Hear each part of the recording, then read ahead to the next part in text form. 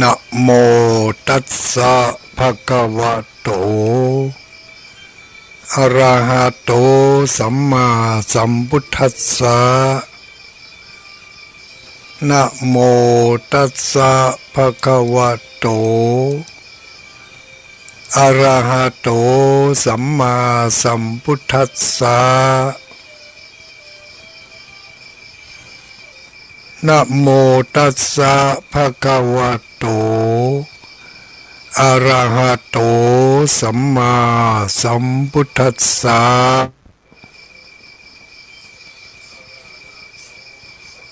ขอความนอบน้อมแด่องค์สมเด็จพระสัมมาสัมพุทธเจ้าขอน้อมอภิวาทแด่พระสัทธรรมเจ้าขอน้อมนมัสการแด่พระอริยสังฆเจ้าขอถวายความเคารพมายังท่านพระคุณเจ้าท่านเจ้าคณะพระสังฆาธิการ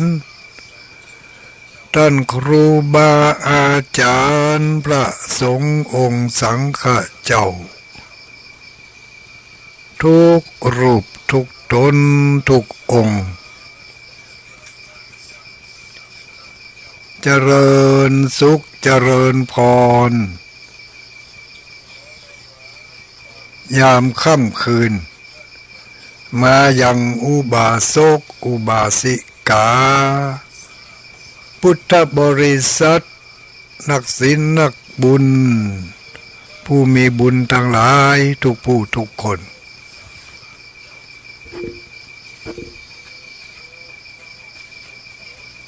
ค่ำคืนวันนี้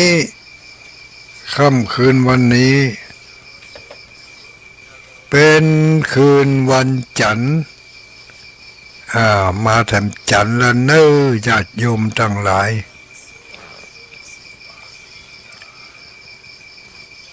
จันทร์นี้ก็เป็นจันทร์สุดท้ายพฤษภาคมวันจันทร์สุดท้ายของเดือนแล้ว พฤษภาคม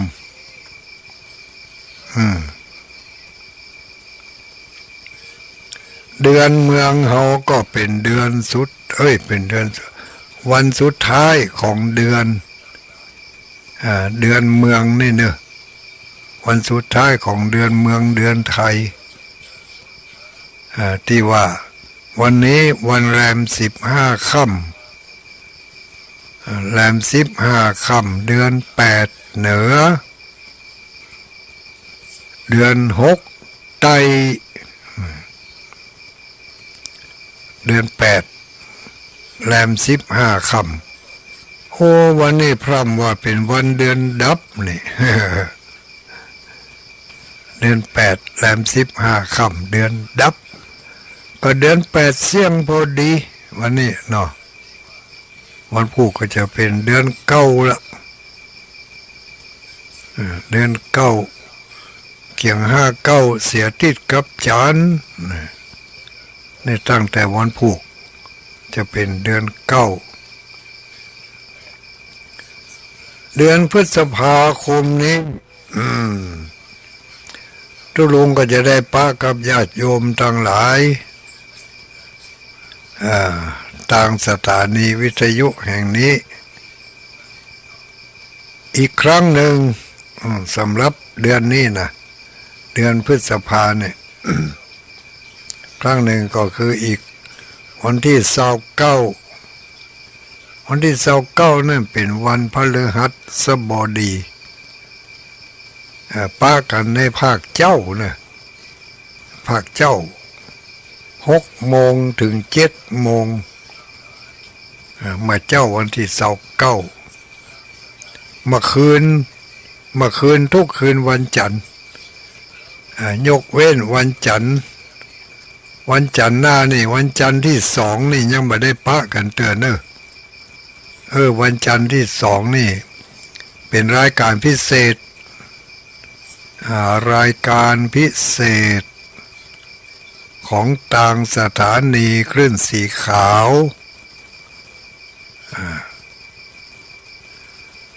วันจันทร์ที่2นี่ก็ยุดพักไปแห่กรรมก่อนไปปะกันปุ่นวันจันทร์ที่9ปุ่นที่9เดือนมิถุนาปุ่นนะนี่ก็เดือนพฤษภานี่วันจันทร์นี้ก็เป็นวันจันทร์สุดท้ายของเดือนวันจันทร์ที่26ตรงกับวันสุดท้ายของเดือน8เดือน8แรม15ค่ำวันเดือนดับวันนี้นะวันนี้เดือนดับหมู่เฮาทั้งหลายพุทธบริษัทผู้ที่ถือเดือนทางจันทรคติก็คือการขึ้นค่ำทางจันทรคตินี่เป็นนับเอาเดือน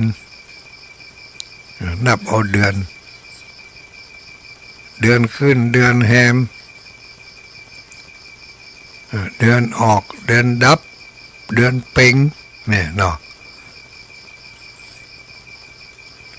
แต่ถ้าต่างปฏิทินนั่นต่างตัวเลขวันที่นั้นเป็นนับทางสุริยะคตินับเอาเมื่อวันมาคืนเมื่อวัน นับเมื่อวันนี่โอ้เดือนพฤษภาคมนี่มี31วันกันนะเดือนพฤษภาคมมี31วันแต่เดือนถ้านับทางจันทรคติขึ้นค่ำเป็นค่ำเนี่ยเดือนหนึ่งมี30วันบางเดือนก็มี29วันอย่างเดือนนี้มี30วันแรม15ค่ำคนเมืองเขาว่าดับเต็มอีลูนี่ดับเต็มดับหนเนาะถ้าดับหนนี่ดับแรม14ค่ำเป็นดับหนมันหนมา1วันนี่ค่ะหนก็ถอยนั่นน่ะหนก็ถอยมา1วันถอยก็หายไป1วันเดือนนั้นหายไปวัน แต่เดือนไทยหรือว่าเดือนต่างปฏิทินนี่เพิ่มไปวันของเขาหายไปวันของเพิ่มขึ้นน่าก็2 ปี3 ปีนะก็จะมีเดือน8เดือน10 2เตือถ้ามาอันจะบัดตันกันแล้วเนาะก็มันจะเลื่อนจะไหลกันไปแปดกันไปน้อยแต่ละเดือนเอามาเข้ารายการกันในค่ำคืนวันนี้ญาติโยมสาธุชนผู้มีบุญทั้งหลายจะได้พบปะกับอาตมาภาพพระครูปฏิภาณธรรมทินเจ้าอาวาสวัดพระธาตุม่อนจอมพอพระธาตุม่อนจอมพอตั้งอยู่ที่วัดอรัญญวิเวกคีรีว่าอรัญญวิเวกคีรีนี่อยู่ที่บ้านหมู่ที่7ตำบลเวียงบ้านหมู่ที่7บ้านดงไหลหน้าหมู่ที่7บ้านดงไหลหน้าตำบลเวียงอำเภอเวียงป่าเป้าจังหวัดเชียงรายจังหวัดเชียงรายนำรายการธรรมะสาระ ความรู้เนาะความรู้ความเข้าใจมาเผยแผ่ออกอากาศทางสถานีวิทยุคลื่นสีขาวเพื่อชาวประชาได้พบปะกับคณะสัตยาติโยมผู้ที่มีความสนใจใฝ่ในการศึกษาเรียนรู้เกี่ยวกับหลักธรรมคำสอนขององค์พระสัมมาสัมพุทธเจ้าก็จะได้มาต่อเติมเพิ่มสติปัญญาเพิ่มสัญญาเพิ่มความจำเพิ่มความจำเพิ่มสติปัญญาเพิ่มความรู้ความเข้าใจ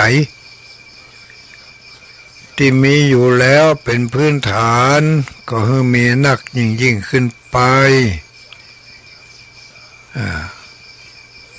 หูไว้ใช่ว่าใส่บาแบกหามเนาะฟังไปเก็บก้อนใกล้เอาสิ่งที่มันเป็นประโยชน์จะให้คุณให้ประโยชน์กับเฮาบ่ว่าจะเป็นการให้บุญให้คุณกับร่างกายให้บุญให้คุณกับจิตใจให้บุญให้คุณกับอารมณ์ก็เก็บก้อนใกล้เอาเก็บไว้กินได้ก็เอาไว้ในไหพร้อมที่จะเอามากินมาได้ก็เอาไว้ในใจมันมึกไว้หันอุกไว้หันถ้ามันสุกมาก็กินนี่ก็เหมือนกับว่าฟังไปก่อนบอกว่าตนได้ฟังไปเถอะที่เนี่ยได้ทำได้ตามที่เพิ่นได้บอกได้ชี้ถ้าเนี่ยได้ทำได้ก็เก็บไว้ในไหนคือเก็บไว้ในความทรงจำจำไว้ฮะคือจะได้เมื่อใดก็เอามากินคือจะได้เมื่อใดก็เอามาท่องมาบน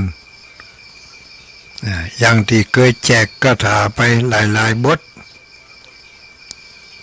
คือจะได้ก็ท่องเขาไว้คาถาบทที่ว่าอาสังวิสุโลปุสัพพุภะท่องได้ก็ท่องไว้คือจะได้ก็ท่องให้มันจบเป็นการภาวนาเหมือนกันลูกอาสังวิสุโลปุสัพว่าทีละ3 คำมันจำง่ายดีอะสังวิสุโลปุสะพุภะคาถามันอย่างตัวรู้อันนี้คาถาหัวใจพุทธคุณหัวใจพุทธคุณพระคุณของพระพุทธเจ้ารวมอยู่ในนี่เป็นหัวใจมันหรอหัวใจของพุทธคุณที่เขาไหว้พระสวดมนต์กุเตือนั่นนะอันที่เขาว่ากันยาวๆนะตั้งแต่นะโมตัสสะไปเป็นต้นนะจนถึงอิติปิโสภะคะวาสุปฏิปันโนบุญมันจะมารวมอยู่ในเนี่ยอสังวิสุโลปุสะพุภะท่องเขาไว้เป็นคาถาป้องกันภัยอันตรายเป็นคาถาป้องกันเบื่อเฮาตกไปในที่ต่ำที่ชั่วป้องกันเบื่อเฮาไปสู่อบายภูมิทั้ง4มีโมโนหกเป็นต้นบ่ต้องได้ไปเกิดได้ที่นั่นอย่างต่ำที่สุดก็ไปเกิดเป็นมนุษย์นะเป็นมนุษย์ แล้วก็ไปเกิดเป็นเทวบุตรเทวดาพญาอินทร์พญาพรหมบุญน่ะท่องเขาไว้มันที่ท่องมันนี่คือให้มันจำได้ดีๆเวลาไปประสบเหตุเพศภัยอันใดอันหนึ่งมาถึงตัวเขาถึงเวลานั้นเขาจะได้มีที่จังที่ปึงมีที่จังที่ปึงถึงเวลาเจ็บไข้ได้ป่วยนอนคนเดียวอยู่คนเดียวกึดคนเดียวตุกคนเดียวมีไผมาตุกเธอเขาได้หรอกเขาก็ต้องเอาอันนี้ค่ะมาเป็นที่จังที่ปึงของเขาเกิดมาจากก่อนเขาเคยทำบุญทำทานเอาไว้มากหน้าหลายตาเหมือนกันไม่ใช่ว่าเฮานี่ไม่ใช่ว่าเป็นคนไล่บุญไล่วาสนานะเป็นคนมีบุญมีวาสนามาอย่างนักเหมือนกันนะถ้ามาอ้ามไปได้มาเกิดเป็นคนวะล่ะมาได้เกิดเป็นคนแล้วเขาพอแมงสิ่งสารทรัพย์ต่างๆหรอหมู่นั่นมีจิตมีวิญญาณอย่างมาเดียวเนี่ยบางบ้านเนี่ยมีแมงเม่าแมงมันเขาตอมหลอดไฟเนี่ยมีมดแม่ตอมมาไตเนี่ยสัตว์เหล่านั้นเป็นเรียกว่าสัตว์เดรัจฉานสัตว์เดรัจฉาน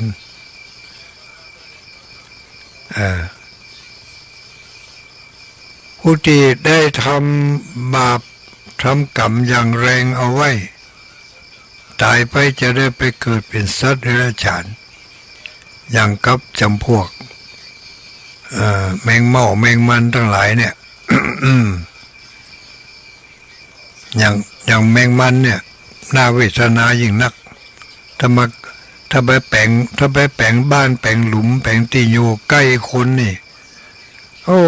ออกมาบัดตันได้หันฟ้าหันดินกองแมนหูออกมาเขามือยิบเห็นแล้วใส่ขวดยิบใส่น้ำคู่ยิบใส่ที่ไหนไปฮะสะเบิดสะกำเอาไปคั่วให้แล้วตายให้แล้ว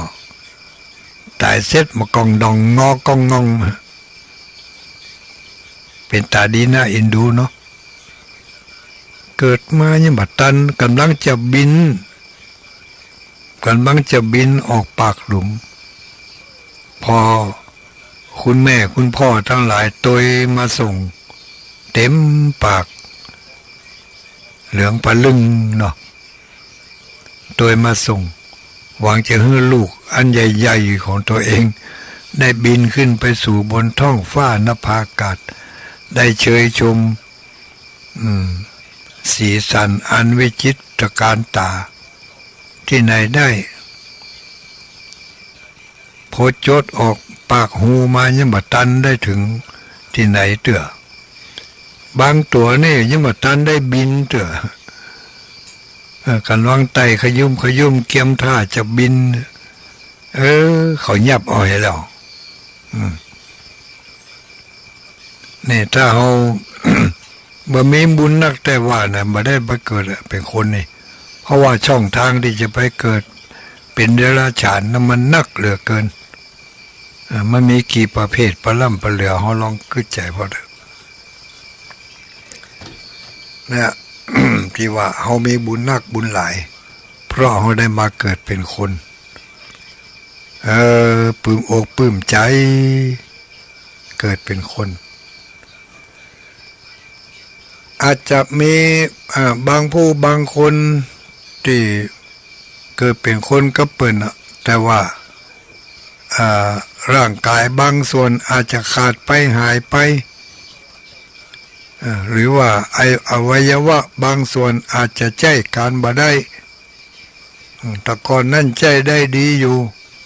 แต่มาบัดเดี๋ยวนี้เสียไปฮะอีกก็มีมันอยู่ได้บ่เหมือนสักคำมันก็ลุก็เสียไปฮะบางพ่องก็เสียหูเสียตา ตั้งแต่ได้วัยหนุ่มวัยน้อยบางพ่องก็มาเสียเอาเมื่อใหญ่บางพ่องก็มาเสียเอาตอนเฒ่าตอนแก่อันนี้ก็เรื่องของกรรมแห่งกรรมหนึ่งเนาะเป็นเวรเป็นกรรมลูกเคยได้ไปยะคือเปิ่นเสียถึงเวลามาซ้ายมาแตนกันเขาก็มายะเขาต้องเสียองค์ประกอบ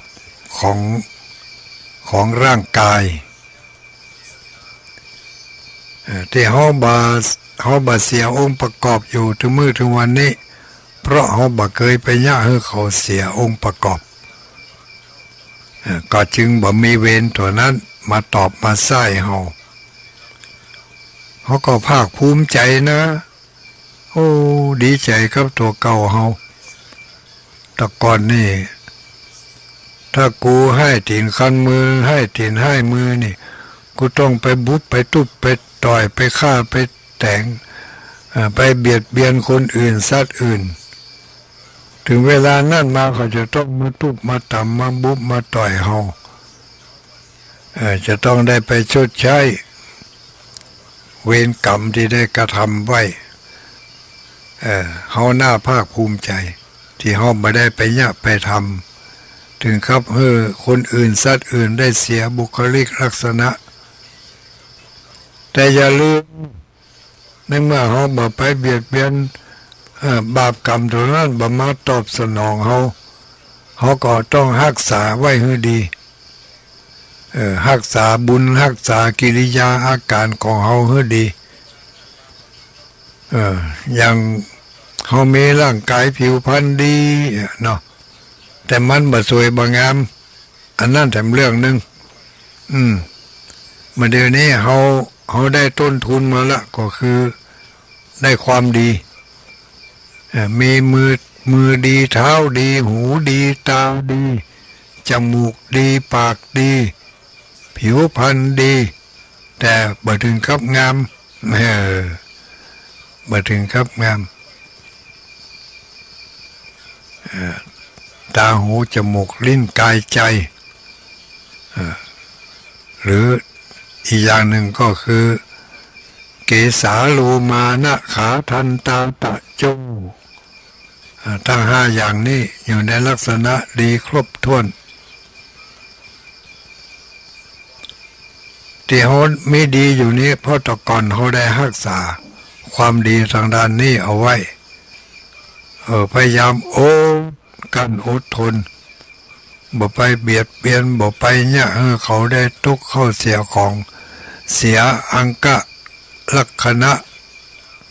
เสียตีนเสียมือเสียเนื้อเสียตัวบ่ไปทำลายไผบ่ไปทำลายผู้ใดเวรกรรมตัวนั้นมันก็บ่ได้มาทำลายเฮาบ่ได้ยะให้เฮาเสียเข้าเสียของเสียบุคลิกลักษณะก็อย่าลืมมาถึงภพนี้ชาตินี้ในเมื่ออาการ32ของทางร่างกายนั้นมันครบถ้วนบริบูรณ์ก็ต่อเติมเสริมแต่งมันเข้าไว้โดยเอาร่างกายอันกว้างโศกยาวหนาคืบเนี่ยไปทำคุณประโยชน์ทำความดีต่อบุญต่อทุนของเราที่เรามีบุญมีทุนมีบุญมาถึงในภพนี้เวลานี้ในเมื่อเรามีสติปัญญาเพียงพอแล้ว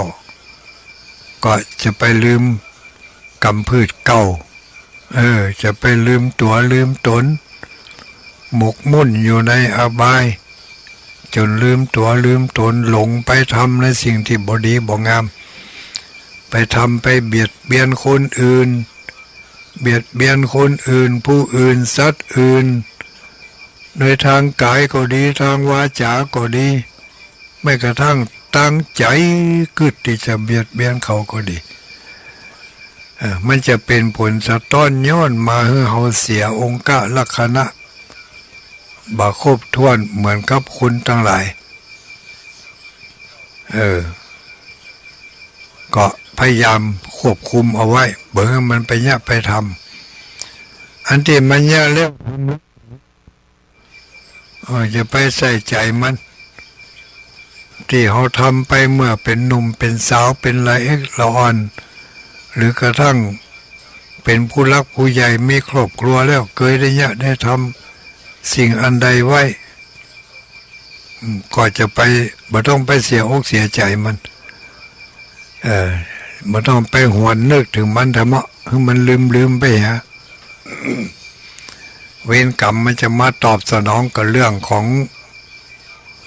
งวัฏจักรเรื่องของการหมุนเวียนของเวรของกรรมแต่ถึงมื้อถึงวันนี้เขาได้รับกรรมอย่างใดถ้ามันเป็นกรรมฝ่ายดีก็ชื่นชมอนุโมทนาชื่นอกชื่นใจแล้วก็สร้างความดีอันนั้นต่อไปเพื่อรักษาความดีต้นทุนที่เขาได้รับมาจากอดีตชาติปางก่อนเขาได้ถึงเกิดมาเป็นคนพอเขาได้สร้างคุณสมบัติของความเป็นคนเอาไว้จึงได้เกิดมาเป็นคนอย่างนี้แล้วก็มีสร้างเหตุสร้างผลที่ย่างเขามีอายุมั่นยืนยาวแถมจนถึงทุกวันนี้เขาก็มีอายุมั่นยืนยาวบางคนก็ ยาวมาทำถึง30-40 ปี50-60 ปีบางคนก็70-80-90 ถึง100 ปีก็มีต้นทุนที่ได้ทำมามันบ่เหมือนกันคนที่มีอายุสั้นอายุน้อยหมดทันได้เท่าได้แก่ก็เปิ่นสักกรรมก็เพราะว่าในอดีตนั่นจัดก่อนปางหลังเขาได้ไปทำสิ่งที่บดีเอาไว้ซ้ำให้เป็นทุกข์เข้าเสียของเสียชีวิตเสียบุคลิกลักษณะมาถึงเวลาหมกอี้คนนั่นก็ต้องจากไปตามเวรตามกรรมที่เขาได้ทำเอาไว้มากน้อยประการใดก็บ่อาจจะฮู้กับไผได้ตัวไผตัวมันเนาะเขาก็น่าภาคภูมิใจพวกอุ้ยไม่อุ้ยทั้งหลายเนาะถึงมื้อถึงวันนี้ปื้ออกปื้อใจที่มีอายุยืนยาวมาบางคนก็อายุยืนยาวเต้าพ่อเต้าแม่บางคนก็อายุยืนยาวยืนกว่าพ่อกว่าแม่พ่อแม่อายุเท่าอันเขายังล่ำเปิ้นมาแต่หลายปีบอกว่าเปิ้นว่าตัวอย่างตุลุงนี่ได้กำให้นักกว่าคุณพ่อมาโอ้หลายขวบนักแกรู้นี่หลายช่วงคุณพ่อเนี่ยอายุเปิ้น73เพิ่นก็ได้ถึงแก่กรรมสิ้นลมหายใจไปมาเดี๋ยวนี้ตุลุงเกิน73มาแล้วเกิน73แสดงว่าคุณพ่อคุณแม่เพิ่นก็ทนุถนอมกล่อมเกลี้ยงเลี้ยงดูป้องกันเมื่อเกิดภัยอันตรายอบรมสั่งสอนเมื่อไปทำในสิ่งที่ชั่วร้ายอายุถึงได้ยืนยาวกว่าเปิ้นยืนยาวกว่าคุณพ่อคุณแม่ได้60 ปลายคุณพ่อได้70 ปลายเพิ่งก็จากไปแต่เพิ่นก็ได้ฝากสิ่งที่เป็นคุณงามความดีไว้กับลูกกับหลานลูกหลานก็พยายามที่จะปฏิบัติตามที่เพิ่นบอกเพิ่นสอนก็ดีได้ลูกก็อายุยืนมาถึงป่านนี้หลายปีนักแกเนอะ แล้วก็จะอยู่ต่อไปทำกี่เท่าใดก็บอกว่าก็แล้วแต่บุญแต่กรรมเนาะอันนี้ก็เป็นส่วนตัวแล้วเนอะอยู่ต่อไปนี่ที่ได้ทำมามากน้อยแค่ไหนก็ว่ากันไปยาเสียงก็มาอิ่มเนาะบุญกรรมส่วนนั้นเสี่ยงไปก็ไปรับผลของบุญต่อไปในภพอื่นชาติอื่นก็หมว่าจะไปเกิดในภพใดชาติใดทำจะได้ปิกมาเป็นคนทำกะยากนักแกอยู่เนอะพอจะได้พ่อเปิ่นเปรียบเอาไว้ตอนที่บวชนะพระอุปัชฌาย์เปิ่นบอกนะว่าไอ้น้อยเอ้ยการที่จะเกิดมาเป็นคนนี่มันไม่ใช่ง่ายๆสักกรรมเนอะจะเป็นคนดีได้เนี่ยก็ไม่ใช่ง่ายสักกรรม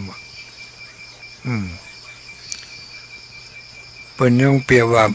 เหมือนกับเอาเข็ม2 เล่มเล่มหนึ่งเอาปลายแหลมมันตั้งขึ้น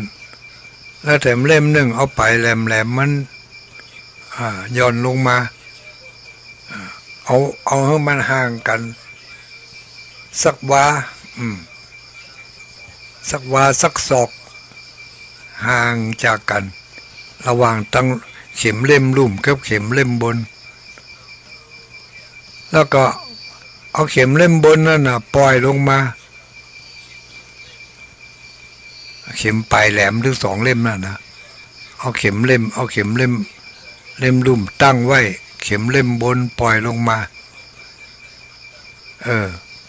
โอกาสที่เข็มทั้ง2 เล่มปลายเข็มทั้ง2 เล่มจะมาจนกันได้นั่นยังง่ายกว่าที่จะมาเกิดเป็นคนอีวะพุทโธธัมโมหมู่เฮาทั้งหลายลองคิดใจพอเรา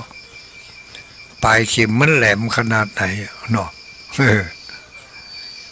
แล้วก็เอาย่อนลงมาปล่อยลงมาปลายเข็มมันจนกันนะ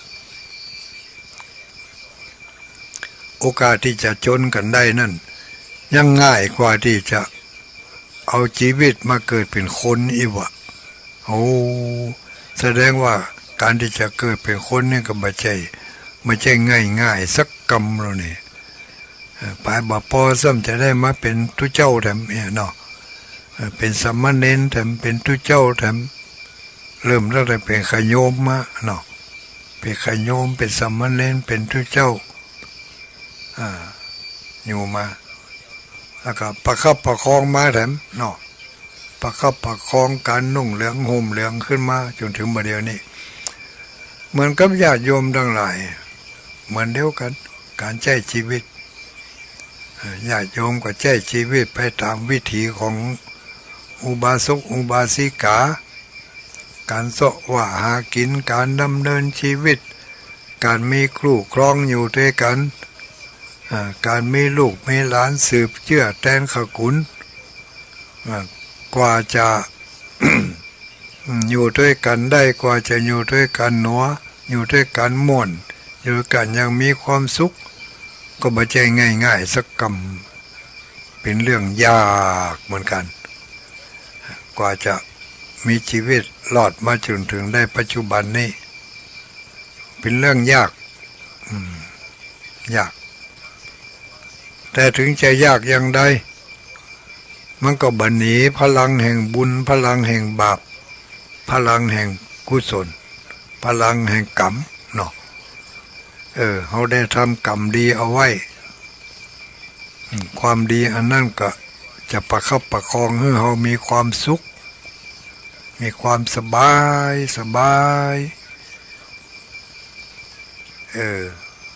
ได้สลงสลังพังพลาดได้กระทำกรรมอันบดีเอาไว้มันก็มาถึงเวลามันก็ให้ผลตามหน้าที่ของมันกรรมมันมีหน้าที่ที่จะให้ผลอย่างใดให้ผลตามข้าวให้ผลตามการเวลาให้ผลนักให้ผลเบาเนาะ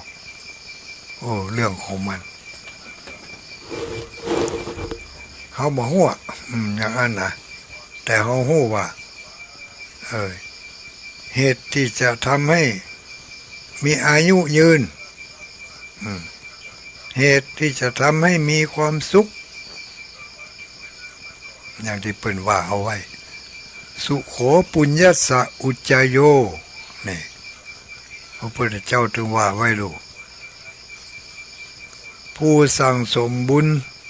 ผู้เก็บบุญหอมบุญเอาไว้นักเป็นต้นเป็นเหตุให้ได้รับความสุขความสุขสุขโขปุญญสะอุจจโยสั่งสมไว้เก็บหอมไว้หอมความดีเอาไว้หอมบุญเอาไว้อะไรคือบุญน่ะบุญก็คือความสุขความสบายปลอดโปร่งโล่งเบาม่วนอกม่วนใจนั่นน่ะบุญบาปก็คือความทุกข์ความนักอกนักใจความทุกข์ทรมานกายทรมานใจใครได้อันใดก็บ่ได้ดังใจสิ่งที่บ่เคยได้ก็ถาโถมเข้ามาอยู่ติ๊กนั่นเป็นแนวทางของความทุกข์เขาบ่เคยได้มันก็มาโดยหาเขาอยู่ตึงวัน อย่างโรคภัยไข้เจ็บเนี่ยภัยไข้ได้ผ่องภัยก็บ่เคยได้ แต่ก็มีเนอะได้ไข้ถึงวันนะวันนี้เจ็บหัววันผูกปวดต้องวันหือปวดแข้งปวดขาแถมวันก็หูอื้อตามัวตาฟังแต่วันหนึ่งก็ปวดเขี้ยวปวดฟันมีไปสับปะผิดปกติไปสับปะก็จะไปแจ้งไปด่ามันอย่าโยมทั้งหลายเกิดเหตุว่าโรคภัยไข้เจ็บมันใครอยู่กับเขาก็ให้มันอยู่กับเขาอยู่ด้วยกันดีๆเนี่ยให้มันฟังเหรออยู่ด้วยกันได้ก็อยู่ด้วยกันไปอยู่ด้วยกันดีๆนะถ้ามึงรังแกกูมาได้นะกูตายเหรอมึงก็ไม่ได้อยู่ด้วยกูนะมันอย่างนี้หรอกทำความเข้าใจกับมันเนี่ยมันใครมาอยู่ก็ให้มันมาอยู่บางเตือเขาลบมันได้ก็ลบมันได้ก็ป้องกันมันเอาไว้เมื่อมันเข้าไปช่องนั่นช่องนี้อันใดที่ป้องกันได้ก็ป้องกันที่เป็นโรคเก้าเพิ่นบอกว่าจะไปกินอันนั้นจะไปกินอันนี้ก็ป้องกันเมื่อมันกำเริบสืบสารเมื่อมันแสดงฤทธิ์ถ้าเขาไปกินเขาไปเติมฤทธิ์ให้มันเนาะไปเติมฤทธิ์เติมเดชให้มันไปเติมความงุดงิดงูนง่านให้มันก็จะอาละวาดกันคนเป็นโรคนั่นเป็นว่าบดีกินอันนั้นบดีกินอันนี้เขาก็อดอ้อยจะไปกินก็อยู่ด้วยกันได้นะไม่ว่าจะเป็นโรคภัยไข้เจ็บอันใดมะเร็งกระจ่างเถอะอาหารที่มะเร็งชอบที่สุดก็คือความหวานเนาะเพิ่นว่านะทุลุงก็ไม่ได้เป็นมะเร็งก็เปิ้นแล้วก็ตึงบ่ใครเป็นด้วยแล้วก็ตึงจะบ่เป็นด้วยขี้ข้านเป็นถึงมื้อทุกวันนี่ก็มีหลายโรคอยู่รู้พอสมควรเหมือนกันละเพราะมาเอาเนอะโรคอื่นไปมาถ้าเขาบ่ใครได้มาเขาก็พยายามควบคุมเรื่องอาหารการกินให้ดีจะไปกินสละสลุยสลายหูจักย่างหูจักบรรเทาบ้องโดยใจปากลำบากต้องโดยใจปากลำบากกระเพาะเด้อกินเอามันลำก็กินเอานะ ก็เดี๋ยวอย่างนักขี้ปุ่มเห็นแล้วอึดจืดโอ้เสียบแกนกัดเห็นแล้วนี่เขาตัวใจปากลำบากใจกระเพาะเนาะบางคนนี่มายุดบัญญังกินอยู่ทิก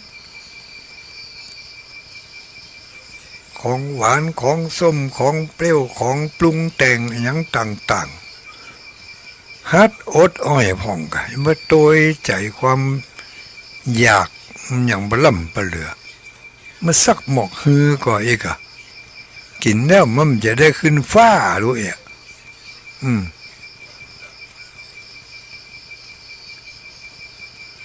ก็ทำใจเนาะหาทางป้องกันหูลบเป็นปีกหูหลีกเป็นหางหูรักษาตัวหลอดเป็นยอดดีทั้งมือทั้งวันนี่ไปนั่งฮับตานกันอย่างข้าเขาเอาน้ำส้มน้ำหวานเอานั่นเอานี่มาถ้าว่ากินเนี่ยบอกหมอกมันทรมานมันหรอแล้วก็ดีแต่เนอะโรคเล็กโรคน้อยในถึงบานเปิ่นเป็นเบาหวานความดันหัวใจไขมันโรคเก้าเปิ่นเป็นกันห้อมเป็นเพราะห้อมไม่ได้ไปสร้างเหตุที่เนี่ยคือมันเป็นมันก็จึงบ่มีประตูเข้ามาได้มันเปิดประตูเข้ามาได้เขาปิดประตูมันเนี่ยปิดประตูมันเนี่ยจะไปขี้กะก็แล้วกันถ้าขี้กะมันต้องเอาบางคนตัวบ่หูตัวขี้กะกินซะปะกินติ๊กกินเหมือนยังคนเนี่ย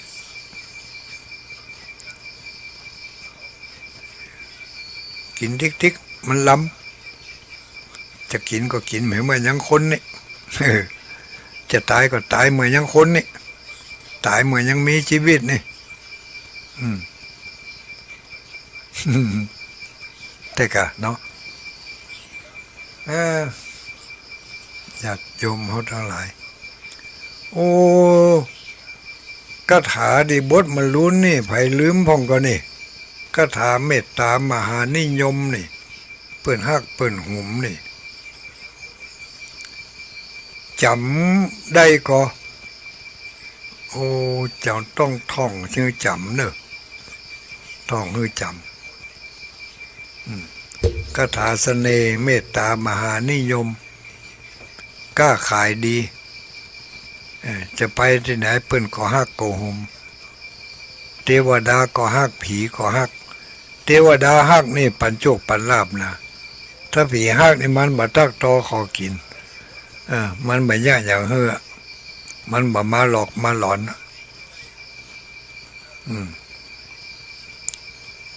ยะถาอะหังตะถาเอเตวันนั้นบอกให้ไม่อุ้ยนั่นจะผิดอุ้ย ว่าไม่เนอะเขียนไม่ยะถาอะหังตะถาเอเต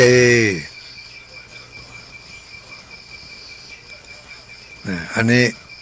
ว่าตัวไปแล้วต่อไปอันนี้เปิ่นฮักนะต่อไปเปิ่นหุมเพราะว่าเปิ่นฮักเปิ่นหุมลูกต่อไปเปิ่นหุมนี่ตุลุงว่าเอาคนเดียวนะเปิ่นหุมนี่นะแต่บทคาถานั้นมันมีในบทสวดนะบทสวดได้จำมาได้แต่จำได้ย่อๆเนี่ยว่า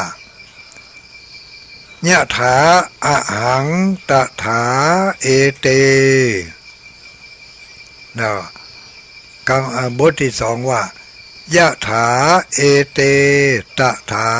อะหังมีอยู่2 4 6 8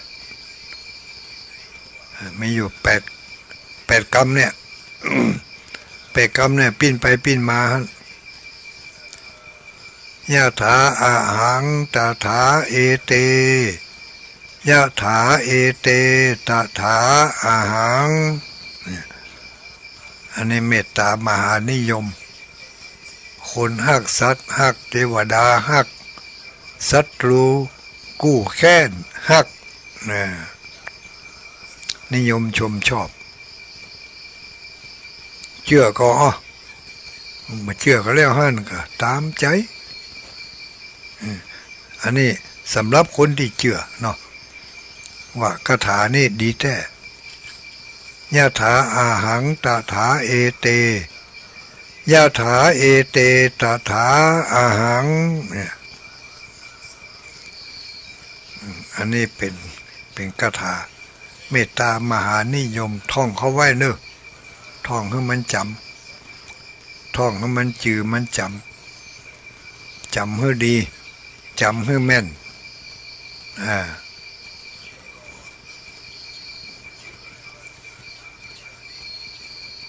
เอาเหมือนนานๆเขาก็เอามาปั่นกันเห็นสักบทสองบทเนาะคาถาถ้าเอากำเดียวหลาย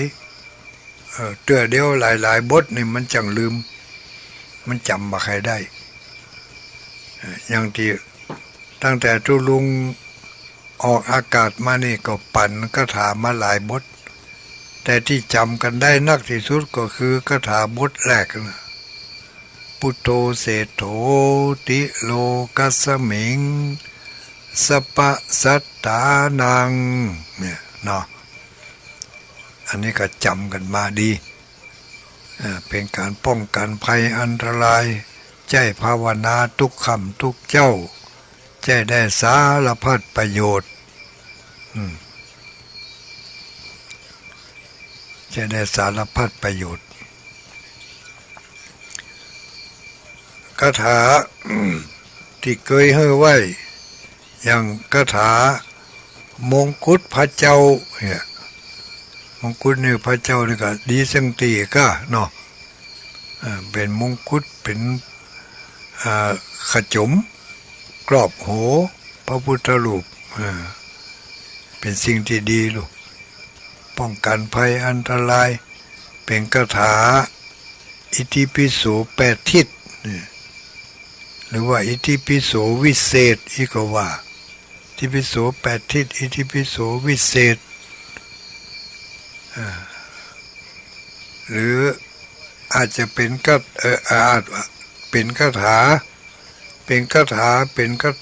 นมนต์เรียก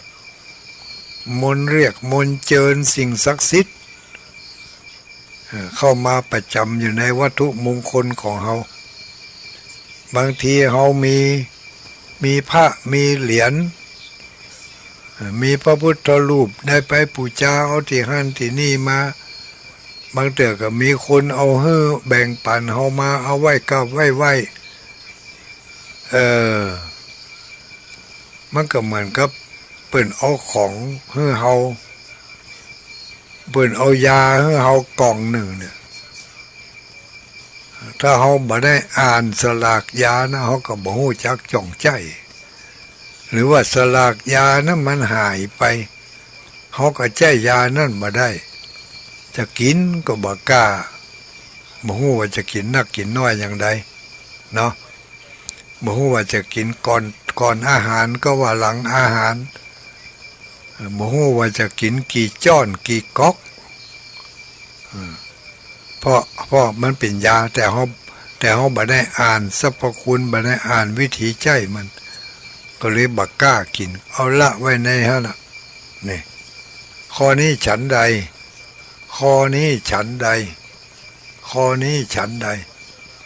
วัตถุมงคลต่างๆที่เราได้รับมาแม้แต่เราได้ไปซื้อมาไปบูชามาก็ตามบอกว่าวัตถุมงคลชนิดนั้นจะเป็นรูปลักษณะอย่างใดเป็นแก้วแหวนแสนสิ่งเป็นผ้าเป็นยันเป็นรูปหล่อรูปเหมือนรูปปั้นเป็นเหรียญมงคลเนี่ยที่ได้รับมาน่ะเขาได้มาแล้วเหมือนกับเขาได้ยาแต่มันเขาบ่ได้อ่านสลากยา ก็เหมือนกับเขาจะใจของนั่นบ่ได้ใจบ่จางใจบ่เป็นการอ่านสลากยาเพื่อให้เข้าใจในการกินยาใจยาฉันใดการที่เอาวัตถุมงคลมาไว้กับบ้านกับจองแล้วต้องมีการท่องคาถาเป็นคาถาอาราธนาอัญเชิญสิ่งมงคลหรือว่าเป็นคาถาที่ย่าเฮอได้หู้จักกันระหว่างวัตถุมงคลนั้นกับสิ่งศักดิ์สิทธิ์และตัวของเฮาบ้านของเฮาเฮอหู้จักกันวัตถุมงคลที่เฮาได้มาเนี่ยเหมือนกับแขกเหมือนกับแขกที่เข้าบ้านเฮามาที่เฮาได้ไปเชิญมาแต่ว่าเฮาเชิญแขกมาแล้วเฮาเพิ่นมานั่งห้องรับแขกกงกบ่ได้มาตักมาถามบ่ได้มาอู้มาเอ่ยเลยเนี่ยลองคิดใจพอเถอะอันยังจะเกิดขึ้นเชิญเปิดมาแล้วเนี่ยเอามาตั้งไว้หันกงกไว้ เขาก็ต้องมีการมาทักทายปลาใสยื่นน้ำห้อนน้ำเย็นเปิดพัดลมเปิดฟืนเปิดไฟอย่างเฮ้ออีกข้อนี้ฉันใดวัตถุมงคลต่างๆที่ได้รับมาแล้วต้องมีการท่องคาถาเรียกความศักดิ์สิทธิ์ของวัตถุมงคลนั้นๆอาราธนาสิ่งศักดิ์สิทธิ์อาราธนาหัวใจของวัตถุมงคลนั่นคือเข้าประจำตีประจำวัตถุสิ่งของเหล่านั้นคือหู้จักกันคุ้นเคยกันเหมือนกับเอาแขกมาแล้วต้องมานั่งทักทายเพิ่นนั่งต้อนรับเพิ่นวัตถุมงคลเขาได้รับมาแล้วเอามาตั้งไว้ในหิ้งปูจาก็ดีหลังตุหลังโตก็ดีหลังโตหลังโตหลังตู้ก็ดีก็ต้องมีการทักทายเปิดแห่น้อยถึงวันซ้ำดีทักทายด้วยวิธีใดก็โดยมีการยกมือปนมขึ้นไหวตั้งนะโม3 จบแล้วก็กล่าวคำว่าอิติปิโสวิเศษเสอิเสเสพุทธนาเมอิเมนาพุทธตังโสอิโสตังพุทธปิตินี่เป็นคาถ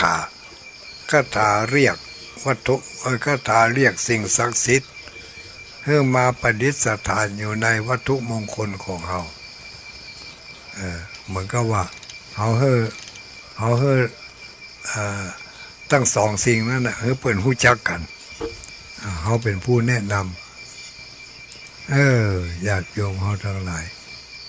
เนี่ยมีของหันเปิ่นมีก็มีก็เปิ่นแต่บ่มีก็เปิ่น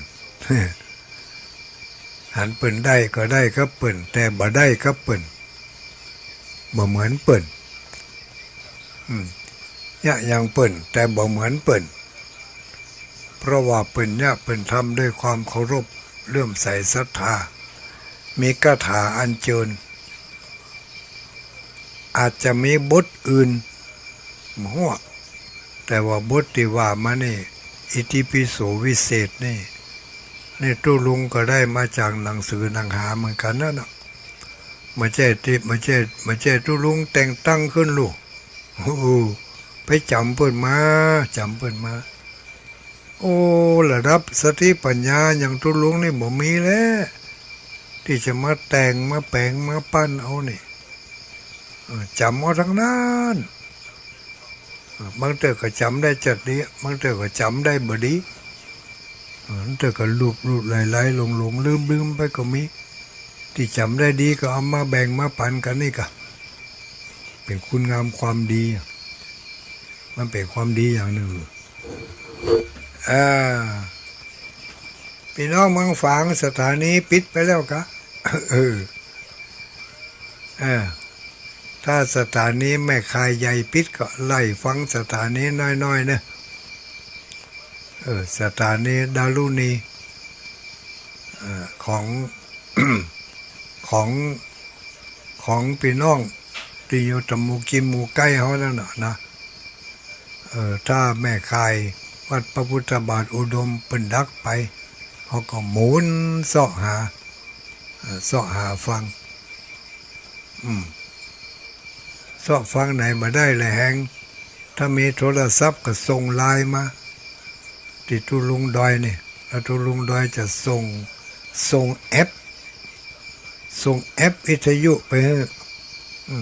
วิทยุขึ้นสีขาวเนี่ยเพื่อชาวประชาอันนี้ฟังได้ตลอดตั้งแต่ตี 3มาละไปจนถึงเที่ยงคืน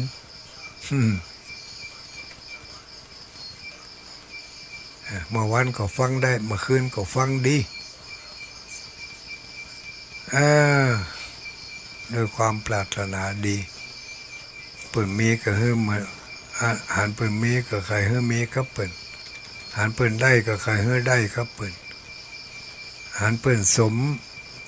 ความมุ่งมา่ปรารถนาก็อยากจะให้หมู่เฮาทั้งหลายได้สมความมุ่งมา่ปรารถนาอยู่เย็นเป็นสุขตามจารีตหินอ้อยแบบเบ้าโบราณตามวิถีช่องทางของพระพุทธศาสนาความสุขจะเกิดขึ้นได้ก็ต่อเมื่อเราได้ปฏิบัติตามศีลตามธรรมอยู่ในศีลกินในธรรมมีความสุขเลิศล้ำอิ่มอกอิ่มใจ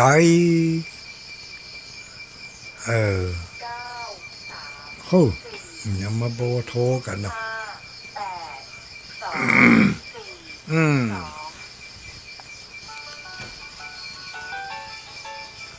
อันอย่างสถานีดักกะโทรมานี่ว่าได้สถานีดักไปกะโทรมานี่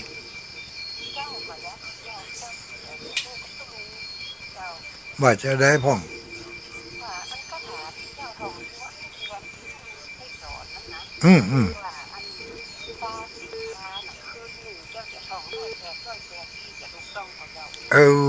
ท่องเล่นนักต่อได้ก็ดีแต่อันกะ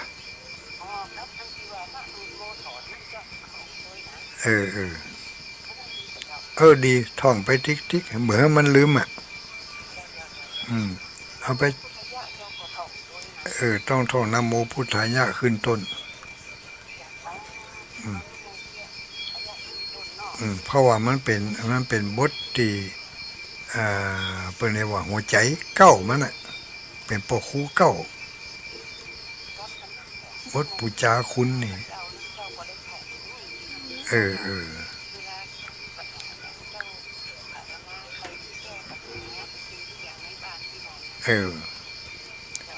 ได้เลยตามความปึงอกปึงใจอยู่ที่เขาจะพัฒนาเอาเนอะ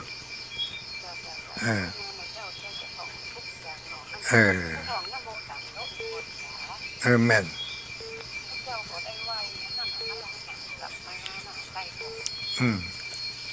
ต่ออีกก่อนเดี๋ยวจะอู้รายการให้เปิ่นทั้งหลายได้ฟังเจ้าทำไมย่อยนักในสถานีนี่เดี๋ยวเปิดคนอื่นเปิ่มได้ฟังก็จะฟังเก่าสองคนนั่นกะไปได้จะได้เนาะเวลานี่เป็นเวลาของคนทั้งหลายทั้งหมู่ทั้งมวลบ่เข้าอกบ่เข้าใจก็ถามมาก็ตอบไปหมอกพอให้พอดีเนาะเจริญพรว่าจะได้มีอย่างที่ไหนแม่น้อมได้คาถามันอย่างพ่องได้คาถาพ่องก็ได้คาถาพ่องก็ลองท่องให้ฟังสักบทแล้วตัวที่แจกมาเนี่ยให้เจ้าพ่อโทรเศรษฐาโทรใครถามเจ้าฝนตกกับเจ้า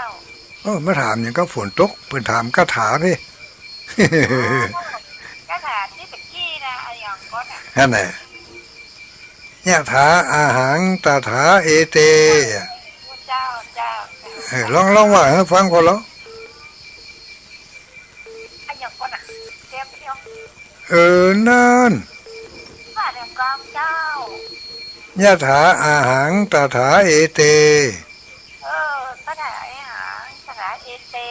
นึกว่าเป็นลุยนะฮั่นเอาอนุโมทนาสาธุสาธุได้ยินน้องได้นะกะ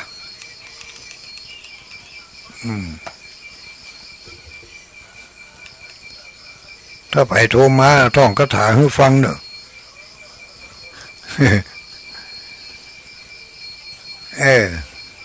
หมู่เฮาทั้งหลาย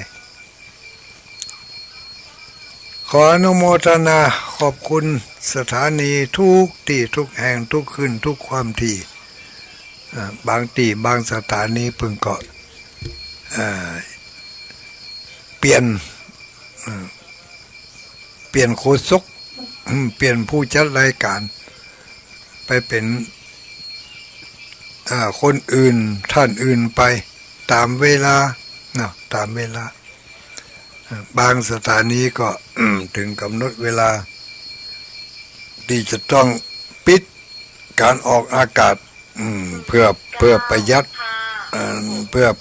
ฟืนประหยัดไฟประหยัดแอร์ประหยัดหยังรายจ่ายเนาะเจริญพรว่าจะได้พ่อง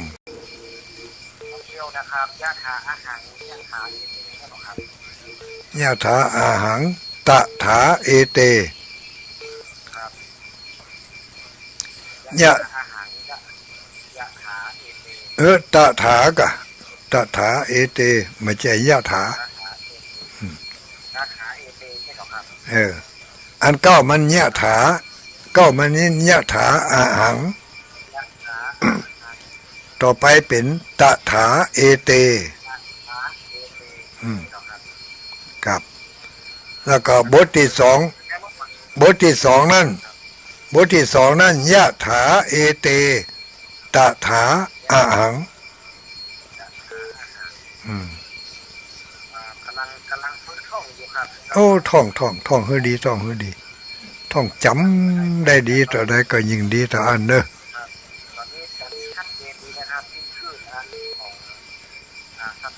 ลำปางสตาร์นะครับลำปางสตาร์กะ101.50นะครับ101.50ก็คากะไม่ใช่ของคุณดารุณีนี่นะครับกะอยู่ในเมืองนั่นน่ะกะของคุณดารุณีในเมืองนะสตาร์ลำปาง101.50นะครับผู้รู้ร้อยคนไว้101.50ตอนนี้ลำปางกำลังฝนตกนะครับต้องไปหายไปผ่องละอนุโมทนาสาธุจากน้องเบี้ยวนะครับสาธุน้องเบลนักฟังนักรายงานต้องมันซื่นไปร่วมบุญกับวัดบรรพตสถิตก็มีคณะศรัทธาญาติโยมมาร่วมทำบุญกันก็หลายผู้หลายคนนักแก่มาร่วมทำบุญกันที่วัดบรรพตสถิตนักหนาป้าป้านเจริญพรกับไว้จ่าเจ้าหลวงพ่อไผนี่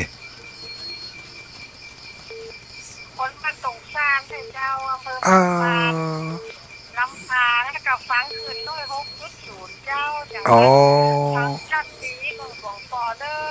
ชัดเจนดีวันนั้นยังบอกมาแอวเจ้าเมืองปานนี่หลวงพ่อไปบ้านมันมีงานสงมันมีงานวัดบางข้องเจ้ากระดึ๊บไปเต้มันไม่สิไปเต้ไหวแล้วหลวงพ่อเนาะนั่นก็ไม่เหาะมาเนอะใจละใจอยู่ใกล้กันหลวงพ่อมันไปใกล้แล้วหลวงพ่อเนาะแม่นกะ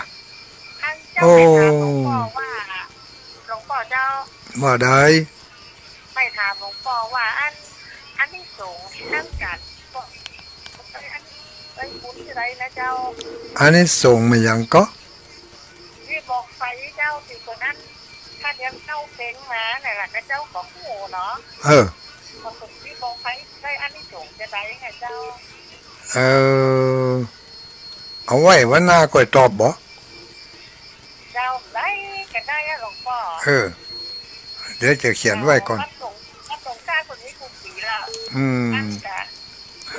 ถ้าคนหอมเป็นคนดูว่าจะได้อันนี้สงได้บุญจะได้ได้ไง เออเออเออ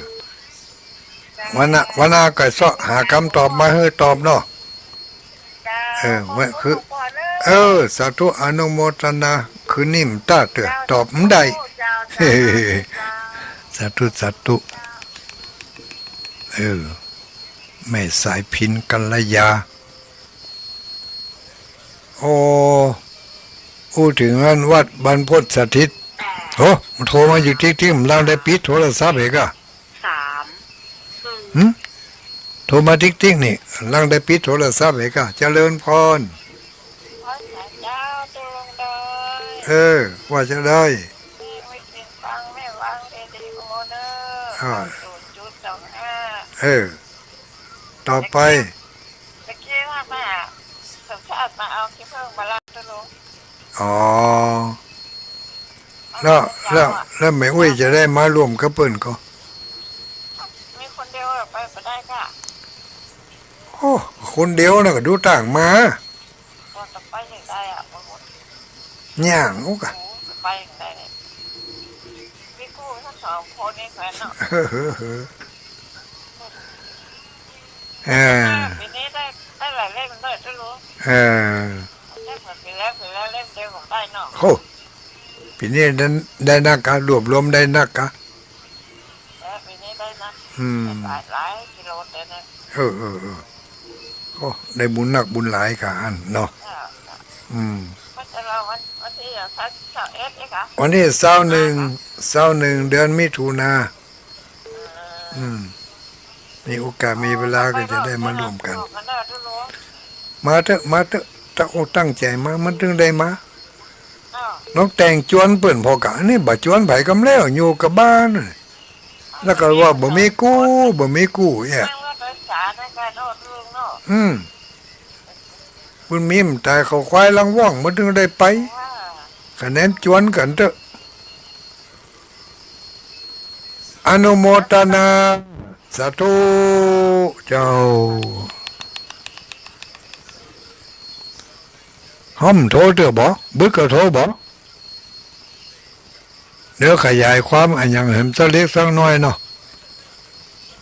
ถ้าฮู้เรื่องนี้บ่โทรนะเนาะถ้าบ่ฮู้เรื่องนี้จะโทรมาอยู่เดี๋ยวก่อนต้าเตือ นี่แสดงว่าบ่ฮู้เรื่องเนาะถ้าบ่ฮับได้น้อยใจแล้วมั้งอ้าวเจริญพรสวัสดีเฮ้ดักปิง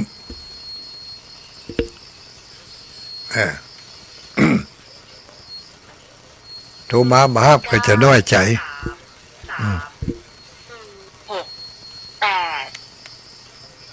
อ้าวเจริญพร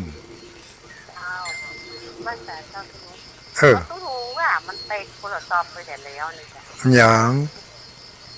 รู้ว่ามันต้องโกมาน่ะมันโกโทรศัพท์ไปแล้วนี่ มันกดไปแล้ว กดไปก่อนที่จะบอก จ้ะ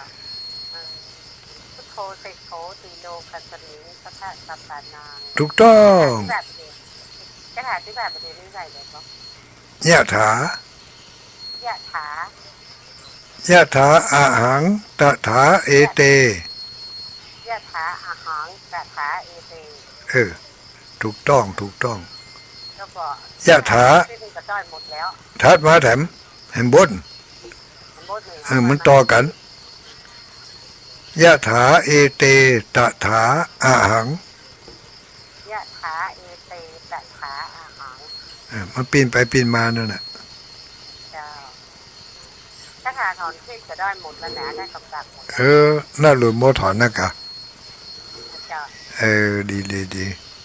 ถ ท่องไว้ท่องเข้าไว้ นะอันอย่างก็นะโมพุทธายะทางพระอาจารย์จบนะโมถอนพุทถอนทารุยะตกสหายมันว่า พุทธอด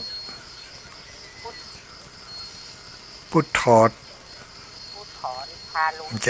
โมถอนพุทธอด โมถอนนะโมพุทธายะ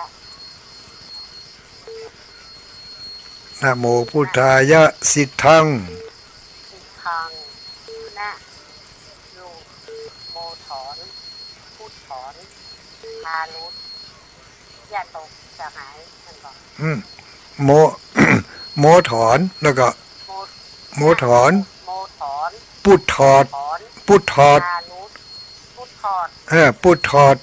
มันใจพุทถอน ทารุนะโมพุทธายะนะลูโมถอนนะโมพุทธายะสิทาง นะรูด นะลู โมถอนพุทธอด พุทถอน พุทธอด พุทถอดทารุนั่นก่อน แม่น ทารุยะตก อย่าตกสหาย เจ้ายะตกสหายเจ้าของ โอ้ เราจะเอาไปเป่าของน้องเจ้าก่อน ลองเอาไปใจพอตั้งอกตั้งใจนึกถึงพุทธเจ้าพระธรรมเจ้าพระสังฆเจ้า คนที่เจ้าจะเป่าของน้องสาวก็จะได้แล้วพอดีคนที่เขาเป่าเนี่ยมันท่องตัวแหมมันจะเป็นการเพิ่มพลังขึ้นมา บอลเซลได้เลย ใจได้ จะไปเป่าแล้วก็เขาก็อวดนะว่าเขาบอกเป่าว่าโอ้เป่าอดก็ถ้าเขาแค่ได้ก็ฟังวิทยุหันอีกเขาไปซื้อฟองก่อนเอาอนุโมทนาสาธุสาธุอนุโมทนาเนอมาอู้ยาวมันได้นะตุลุงถ้าอู้ยาวนี่ตุลุงจะไม่ได้อู้กับคนอื่นกะเนาะแล้วเขาก็ได้แหมอย่างนึงก็มันออกอากาศอยู่มันจักยาวไม่ได้เดี๋ยวเสียเวลาเปิ่นเดี๋ยวไปจะตัดรายการเฮกะเจริญพรลูกไหนมาคิดเป็นผู้คุกยาแม่สิคุ้นจันทุราบ้านหนองร่องฝนตกกับบัตรได้ยินคาถาฝนตกกับเพียงเนี่ยได้ยินกับตุลุงได้ยินแต่จ้ะยะถาอาหังตถาเอเตยะถาอีแหละแม่นยะถาอาหังตถาเอเตอีแหละถูกต้องแล้วก็ยะถาเอเตตถาอาหังอีแหละอย่างอันแม่กันรถตะกี้กับบัตรนั้นนะมันถูกต้องเลยถูกต้องเลยแม่ว่าบัตรนั้นนะได้เนาะฝนจะตกจะได้ยินนะเดี๋ยวจะได้ยินตุลุงนี่เลยเดี๋ยวอะไรฝนตกตุลุงจะก็ใส่กลมได้เพราะเดี๋ยวคนอื่นไปจะสะดุ้งคนอื่นจะได้เป็นอย่างว่าถ้าแม่นอันนี้แม่ข้าเจ้าก็จะท่องเนอะท่องไปเลยเนอะท่องจำเจ้าวันนั้นข้าเจ้าก็ไม่ได้ไปสักคำเลยขอบอกคนพร้อมพาปาทั้งหยาอีกนั่นน่ะเป็นว่าบอกไปรู้พอหาไหนก็ได้ก็ไม่ได้ไปอย่างพออันขอข้าเจ้าหลังเลยเจ็บต่อมแล้วอันน่ารูดโมถอนเนี่ยท่องเหรอ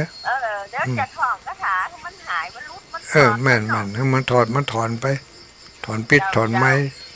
ถอนพยานอาปาดพระเจ้าได้หันกุลุงไถมาปะเริ่มปะเหลี่ยมหัวอีหนออนุโมทนาบุญมีมตายเขาไฟ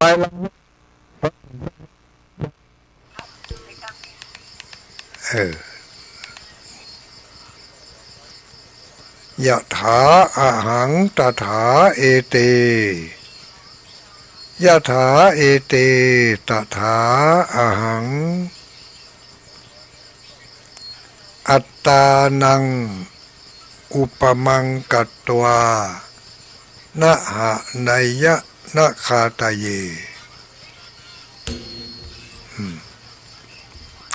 วันอาพันตาจะเอามาปั่นแถม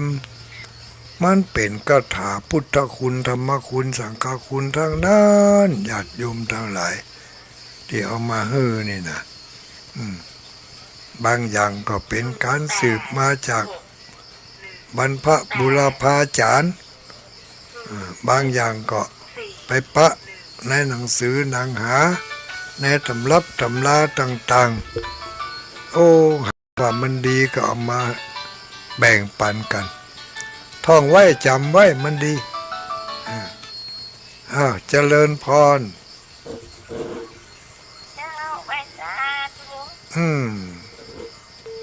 อยู่ไหนเอ่ยเมืองเป้า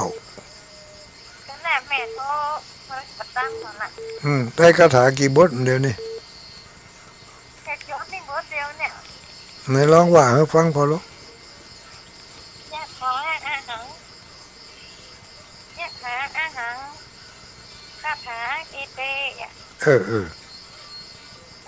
แหมกำเนาะปีนกันน่ะแล้วยะถาเอเตนะกะยะถาเอเตตถาอาหังอีกะปี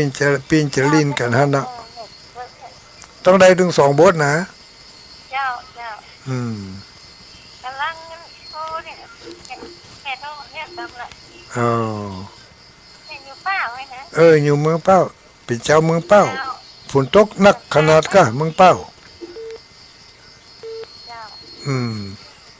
อนุโมทนาเนอ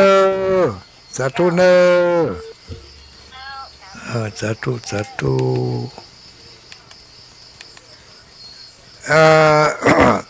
ไปทางปีนอกเมืองเงาเนาะญาติโยมอำเภอเงามลังฝนตกตั้งบ่ได้ยินฟ้ายินผียังไงกะ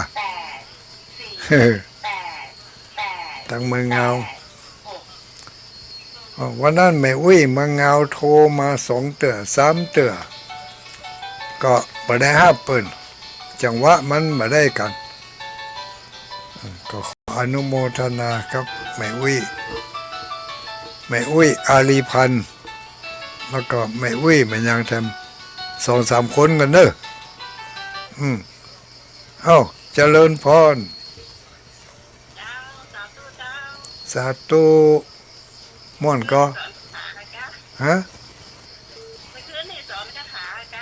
ก็สอนได้ให้กูคืนลูกสอนได้ให้กูคืนบางคนพญาหมอก็จำได้ง่ายบางคนพญาปึกน้อยก็จำได้ยากน้อยแม่นจำได้ก็เอาไปท่อง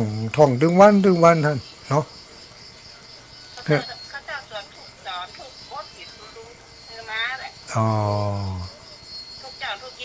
ทุกเจ้าทุกเย็นอันน่ะมันจะจำได้ดี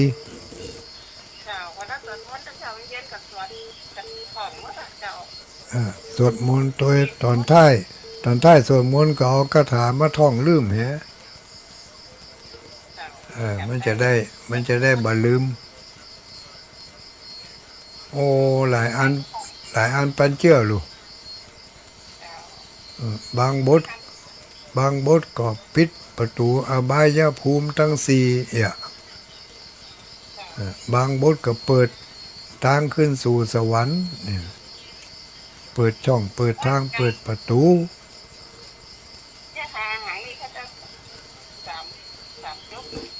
ไหนยะถา